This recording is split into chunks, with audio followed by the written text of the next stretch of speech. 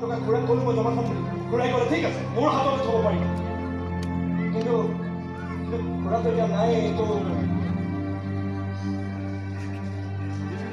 এইখিনি ৰাখকচোন ইয়াত 2 লাখ টকা এটা আছে মই আৰু দিয়ক এয়া আপুনি কি কৈছে মই আপোনাৰ টকা কেনেকৈ ৰাখিম ঘোঁৰা থকা হ'লে কিন্তু ৰাখিলেহেঁতেন দেউতাৰ কথা কৈ নাথাকে ঘোঁৰাই মোক কৈছে